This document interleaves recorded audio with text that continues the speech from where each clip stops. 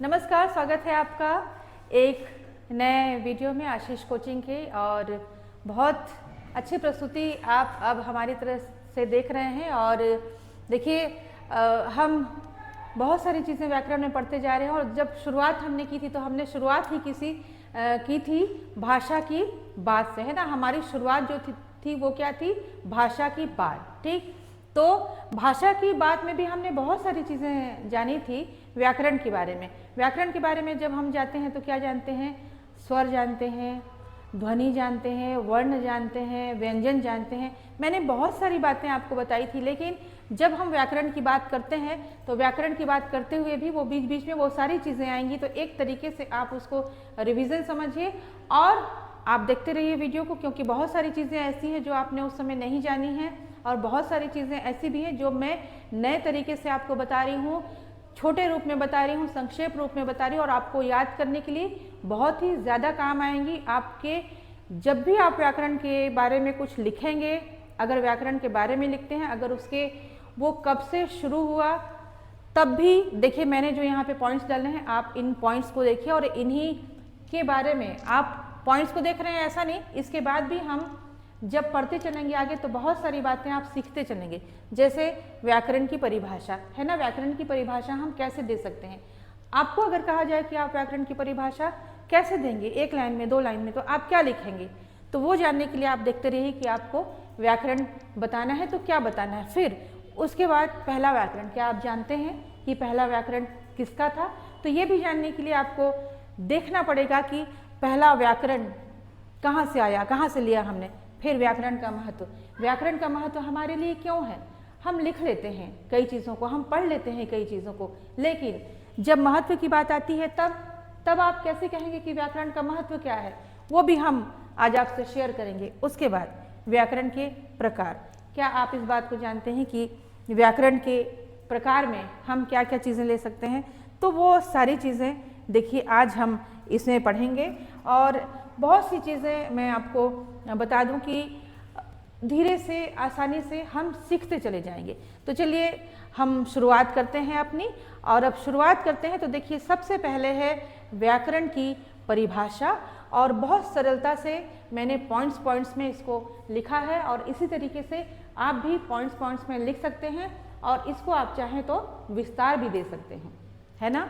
तो देखिए, हिंदी भाषा को शुद्ध बोलना, पढ़ना एवं लिखना व्याकरण है। अगर हम भारत में रहते हैं, हमारी राष्ट्रभाषा हिंदी है, अगर हमें हिंदी भाषा को लिखना ही शुद्ध नहीं आता, हमें बोलना ही शुद्ध नहीं आता, फिर हमारा क्या मतलब है? हिंदी, कई बार लोग क्या करते हैं कि हमें बस हिंदी का पेपर है, वो पेपर हमें देना है, पास होना है, पासिंग मार्क्स लाने हैं, लेकिन जब हम आगे बढ़ते हैं वहाँ से तो हमें ज़रूरत पड़ती है कई बार कि हिंदी हमारे सामने उपस्थित होती है और अगर हिंदी को हम नहीं लिखते हैं तो कई बार ऐसा होता है कि हम वहाँ पर फेलियर साबित होते हैं।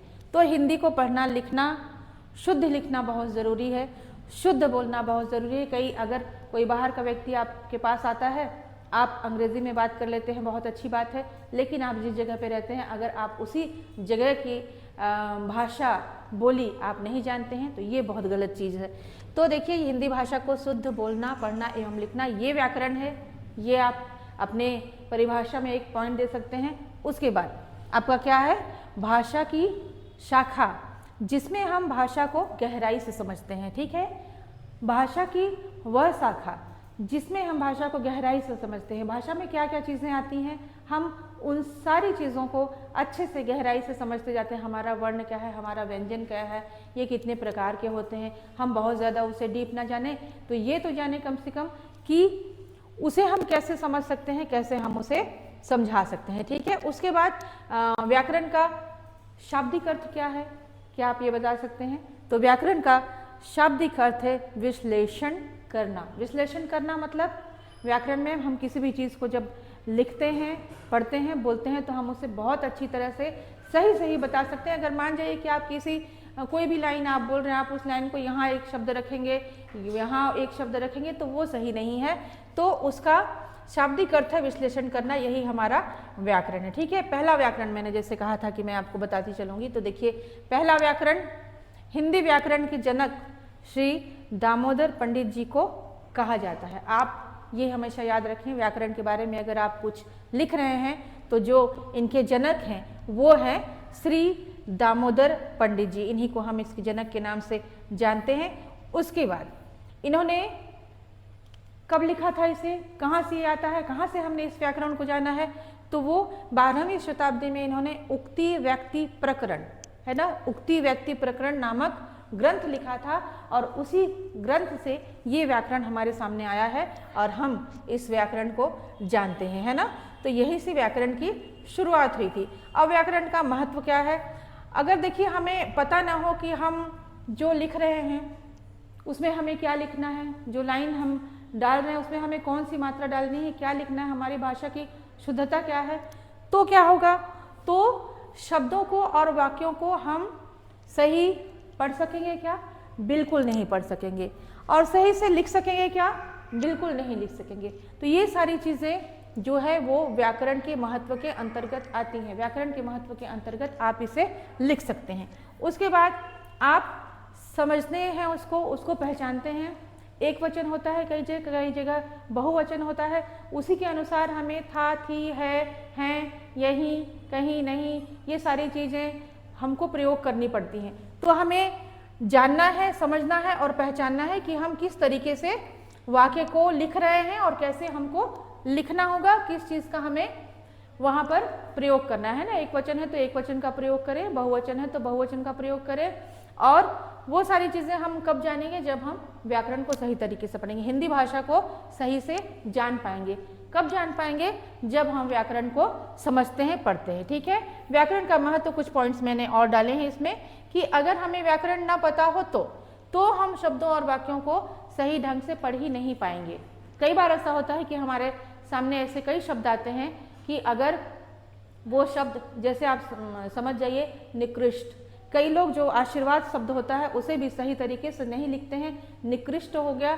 फिर उसके बाद प्रत्युत्पन्नमतित्व, क्या ये शब्द आप लिख सकते हैं या बोल सकते हैं, ये बहुत कठिन शब्द है, लेकिन जब हम उसे पढ़ेंगे, सीखेंगे, जानेंगे तभी हम लिख सकते हैं। तो ऐसे बहुत सारे शब्द हमारे आते हैं जिनको हम अगर नहीं जानेंगे तो सही तरीके से बोल भी नहीं पाएंगे। अब सही तरीके से हम लिख नहीं सकते। जैसे मैंने वाक्य का आपको बताया था कि हम सही तरीके से अगर वाक्य को पढ़ते हैं और सीखते हैं, जानते हैं, तभी हम उसे सही तरीके से लिख सकते हैं, नहीं तो हमें समझने में, पहचानने में मुश्किल होगी और उसके बाद हम हिंदी भाषा को सही तरीके से जान भी नहीं पाएंगे।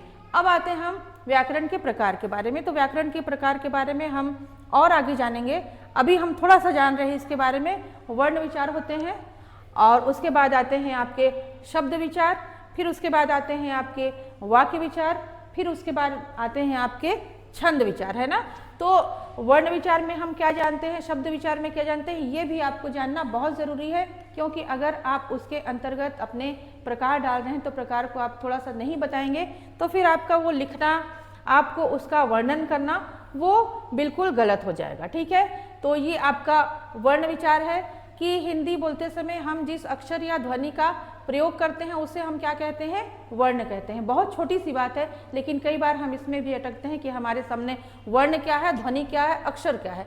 तो अक्षर, ध्वनि हिंदी बोलते समय जो हम उपयोग करते हैं वो हमारे वर्ण हैं। फिर वर्ण जो होते हैं वो भाषा की सबसे छोटी इकाई है और फिर वर्ण वो ध्वनि है जिसे अलग नहीं किया जा सकता है। तो ये सारी चीज़ें वर्ण विचार के अंतर्गत आती हैं। तो आप बिल्कुल भी इसमें कहीं भी अलग से नहीं हटेंगे कि भाई वर्ण है तो वर्ण क्या है, तो अक्षर है या ध्वनि है।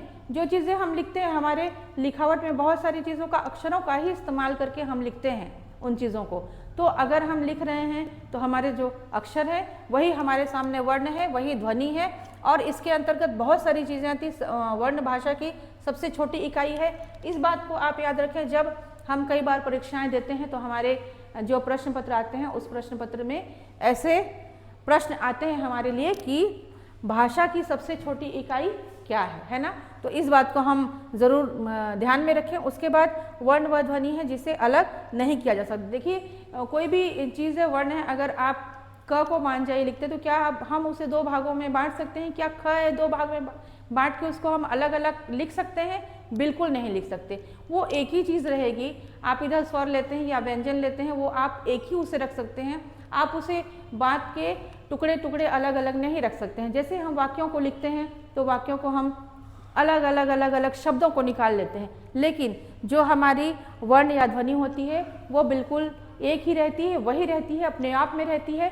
उसको आप बिल्कुल अलग अलग नहीं कर सकते हैं, उसमें कुछ भी काट छाट नहीं कर सकते हैं। तो ये पॉइंट्स आप ध्यान में रखिए कि अक्षर ध्वनि सबसे छोटी इकाई जिसे अलग नहीं किया जा सकता, वो है हमारा वर्ण। और इसके बाद हम बहुत सारी चीज़ें पढ़ेंगे, और भी बहुत सारी चीज़ें हैं इसमें हम जानेंगे और भी, तो वो हम अगले अंक में जानेंगे। आप इसे देखते रहिए।